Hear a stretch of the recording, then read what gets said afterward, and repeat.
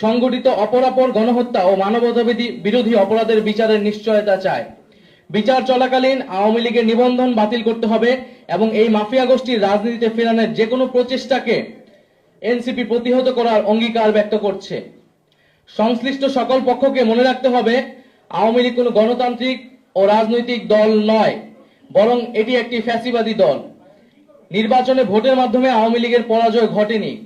দল হিসেবে আওয়ামী লীগ সাংগঠনিক সিদ্ধান্তের মাধ্যমে বাংলাদেশে গণহত্যা চালিয়েছে, যার ফলশ্রুতিতে বাংলাদেশের ইতিহাসে নজিরবিহীন ছাত্র জনতার অভ্যুত্থানের মাধ্যমে আওয়ামী লীগ ফ্যাসিবাদী রেজিম বাংলাদেশ থেকে উৎখাত হয়েছে। ফলত আওয়ামী লীগ এই মুহূর্তে গণতান্ত্রিক ফ্রেমওয়ার্কের বাইরে অবস্থান করছে।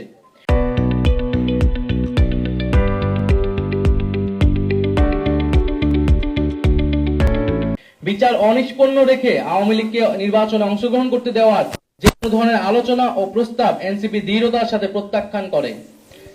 আওয়ামী মতাদর্শ, দল এবং মার্কার বিরুদ্ধে বাংলাদেশের জনগণ ৩৬শে জুলাই চূড়ান্ত সিদ্ধান্ত জানিয়ে দিয়েছে। ফলে দল ও মতাদর্শ হিসেবে আওয়ামী লীগ বাংলাদেশে রাজনীতি করার সকল অধিকার হারিয়েছে। গণহত্যা ও মানবতা বিরোধী অপরাধের দায়ে আওয়ামী লীগের বিচার চলাকালীন আওয়ামী লীগ এবং ফ্যাসিবাদের সকল সহযোগী ব্যক্তি ও রাজনৈতিক কার্যক্রমকে নিষিদ্ধ ঘোষণা করতে হবে। জাতীয় নাগরিক পার্টি এনসিপি রাজনৈতিক ঐক্যমতের ভিত্তিতে ঘোষিতব্য জুলাই সনদের মাধ্যমে আওয়ামী লীগের ব্যাপারে ফ্যাসিবাদ বিরোধী সকল রাজনৈতিক দল ও পক্ষকে ঐক্যবদ্ধভাবে সিদ্ধান্ত নেওয়ার আহ্বান জানায়।